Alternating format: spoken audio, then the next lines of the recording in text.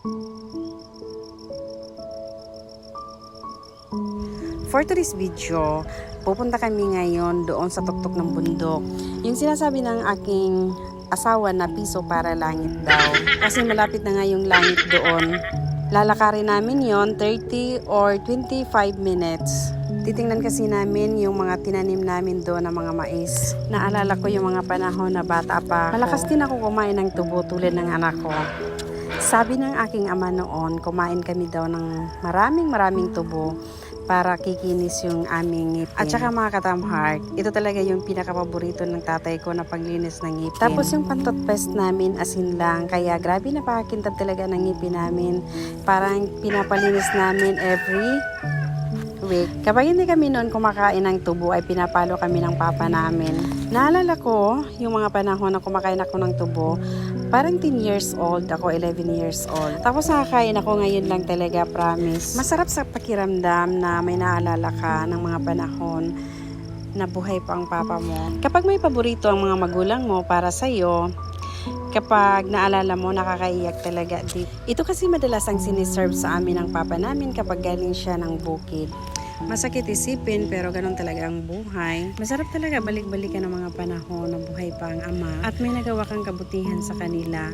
Sa may parents pa dyan, mahalin nyo yung mga magulang ninyo kasi kapag wala na, doon mo talaga ma-feel yung pagmamahal mo sa kanila. Doon mo maalala yung mga panahon na wala kang nagawa sa kanila. Totoo yan kasi ako, kung may makikita ko ngayon ng mga bagay-bagay na relate sa akin, minsan umiiyak ako dahil namimiss ko yung ama ko. Kaya kayo, guys, mahalin niyo yung mga magulang ninyo. Iba na kasi yung takbo ng buhay ngayon, yung anak nang nasusunod, hindi na yung mga magulang. Sa panahon kasi ngayon, hindi mo na makikita yung mga kabataan na kumakain ng ganito. Iba na ang kinakain ng mga kabataan ngayon, makikita mo may mga milk tea, mga juice, kung ano-ano. Hindi na healthy. Minsan, yung sakit, UTI, pero dati talaga ganito yung kinakain. Iba na talaga ngayon.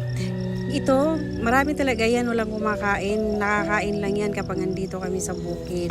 Lagi kong sinasabi sa vlog ko, masarap na mahirap talaga ang buhay ng 3 days na kami dito nag-stay sa bukid. Napakahirap talaga, walang internet, wala lahat. Bakit sinasabi ko lagi sa vlog ko, mahirap na masarap ang buhay sa bukid? Mahirap dahil kapag wala kang trabaho, wala kang kakain. Yung dala namin na pagkain, 3 days na kami dito, wala na kaming pagkain. Kapag hindi kami bababa para mamili, wala kaming kakainin dahil walang tindahan dito, mga katamheart. Yung mga kasamahan namin kapag walang trabaho, ang kinakain lang nila yung karlang at saka yung saging. Nakakakain lang yan sila ng masarap kapag may dinadala kami dito na isda. Ang masaklap pa kasi walang light dito, kaya walang internet. Paano ko nasabi na masarap ang buhay dito sa bukid? Dahil tahimik, fresh lahat ang kakainin, organic, layo sa sakit, malayo sa pollution. Kung gusto mong kainin ng mga masasarap, hindi mo kaagad-agad makain dito. Kaya yun ang pinaka-the best talaga dito, manirahan sa bukid. Diet kumbaga, lahat organic yung kakainin mo. 3 days ako dito, tumira sa bukid. Wala akong naririnig na mga chismis, wala akong narinig na marites. Dito kasi sa bukid, free stress ka kapag sanay ka. Kumbaga dito sa bukid, may peace of mind ka. Napakalungkot talaga dito sa bukid. Hindi mo talaga kaya kapag sanay ka sa syudad. Lalo na walang connection, walang gadget. Makakahawak lang ka ng gadget kapag nagvi-video-video ka. Kaya yun talaga ang bored dito sa bukid, mapapraning ka talaga. Dahil yun ang naranasan ko ngayon. Kumbaga, challenge ko yung sarili ko na walang gadget, pero kaya naman. Pero kapag isang linggo na siguro hindi ko na kaya, pasanayan lang talaga siguro kapag nakatira ka dito sa bukid. May signal dito, yung pupuntahan namin, malakas yung signal doon. Ang signal doon is full bar, 4DG talaga, kaya pwede kang mag-live. Kaso nga mga katamheart, ang layo talaga bago ka makarating, almost 25 minutes, saywan ko ba? Pero yung pinakamaganda talaga dito, tumira sa bukid, may long life ang mga tao dito. Kapag wala kang ulamin, kukuha ka lang ng puso at magsasalad ka. Laka ka lang ng puso ng saging at saka langka, kuha ka lang ng niyog at isasalad na, masarap yun. Talagang diet talaga dito sa bukid. Sa pag-stay ko dito ng 3 days, talagang napakaganda talaga ng pakiramdam ko. Doon kasi sa bayan, kapag wala kang uulamin, may 30 pesos ka, makakabili ka na ng chicken joy. Kaya cholesterol pa more. Sa totoo lang, gutom na talaga kami, kaya yung kinakain namin, yung tubo. Wala kaming merienda. Nakakapagod na talaga, grabe. Paakit kasi kami, kaya yun, nakakapagod. Mahirap kasi dito, walang tindahan, kaya kapag gutom ka, wala kang kakainin. Kapag gusto mo talaga pumunta ng bayan, malayo din, 30 minutes. Kaya tiis-tiis na lang, girl. Sa totoo lang, hindi ko talaga naranasan yung mga ganito, magpunta ng bukid noong kabataan ko. Although mahirap kami noon, yung papa ko, ganito din yung trabaho sa bukid. Dati kasi ayaw ng papa namin na paranasan sa amin yung naranasan niyang hirap. Kaya yun, tinatry niya yung best niya na matulungan talaga kami makapag-aral. Hindi naman kami nakapagtapos ng pag-aaral, pero punong-puno kami ng pagmamahal ng ama namin. Kayo mga katamheart, ano ba yung mga bagay na hindi ninyo makakalimutan na mga alaala na pinapa-remind sa iyo ng mga magulang ninyo nung bata ka pa, na madalas sinasabi ng mga magulang sa inyo na ito yung gawin mo, ito yung kainin mo, yung pinaka-paboritong gustong ipagawa sa iyo ng mga magulang niyo. Kasi ako every now and then naiisip ko talaga yung madalas ng papa ko, kasi nga yung papa ko patay na, guys. Madalas niya sinasabi na gusto ko ganito paglaki mo, gusto ko ito yung kainin mo, ito yung paborito mo. Yung mga panahon na talagang gustong-gusto ipakain sa iyo ng papa mo na pinapasalubong. Alam niyo mga katamheart, kapag wala na pala ang isang bagay, doon mo marirealize lahat ng pagpapahalaga sa iyo na binabaliwala mo. Diba ang sakit isipin, pero yun ang totoo. Kaya sa may mga magulang dyan na kumpleto pa, mahalin ninyo, pahalagahan ninyo ang mga magulang ninyo. Guys, ako na experience ko, kung ano ang pagpahalaga mo sa mga magulang mo, darating at darating ang araw, yun din ang ibabato sa iyo ng anak niyo. Dahil darating ang araw na mawawala sila sa inyo.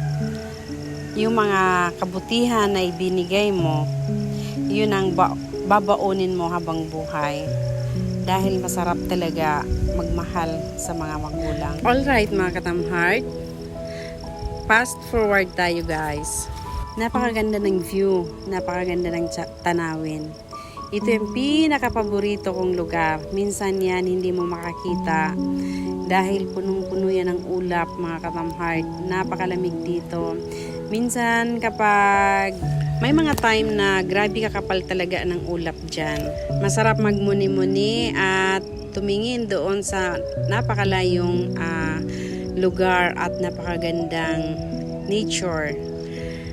Ayan mga katamheart, yung mais na tinanim namin malaki na at makakain na yan. At itong garden ng matanda, si nanay, napakataba.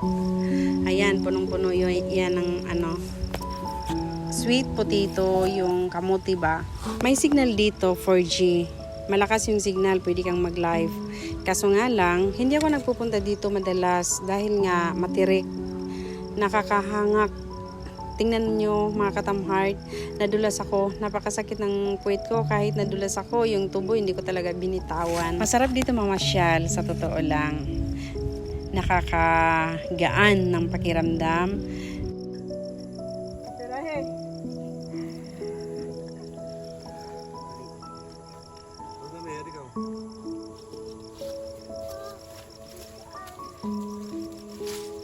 Uy, kawawa naman yung kabaw, uy.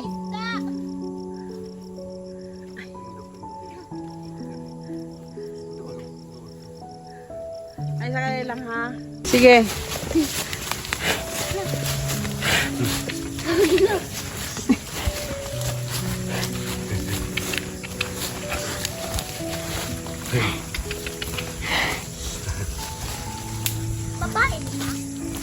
Loy, din ako dito sa taas, Loy. Asan lang?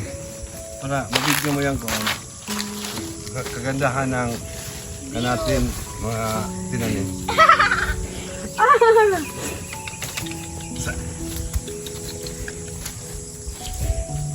Ay, ito na yung yelo sa aking isa. Walang ka ni Edga?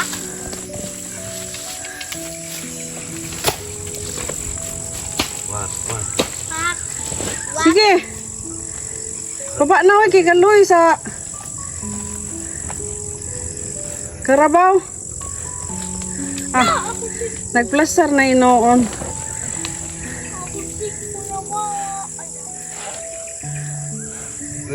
Gawin din ka rin mukag, Noy. Ayaw, Dito lang ka na.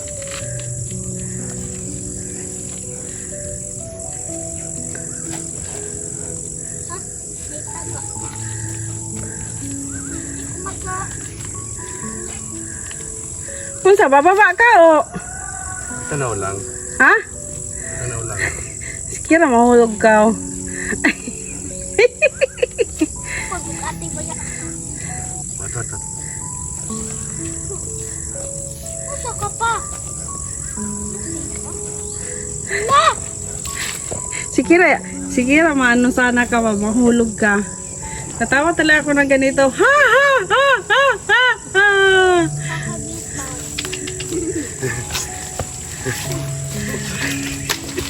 Sikira mahulog ka. Ala. What? Baba na Loy, kawawa naman yung kabo, bay. Uy, basket ba yan ni Kira? Ito talaga yung experience na hindi ko makakalimutan. Yung sumasakay ako ng Karabaw, kasama ko yung pamilya ko. Masaya, pero mahirap talaga. Nakakasawa din.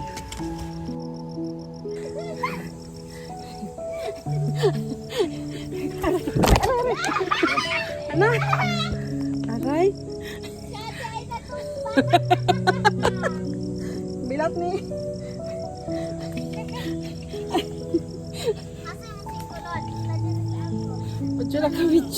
Paulit-ulit talaga akong nadapa. Paulit-ulit akong na-slide. Pero, nai-enjoy ko pa rin yung pagpunta ko dito sa aming farm.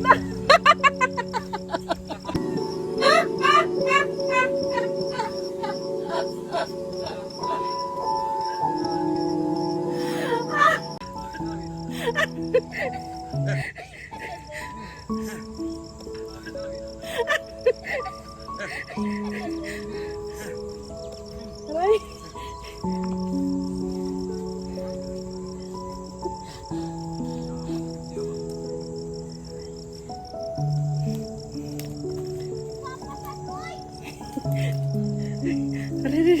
Aray.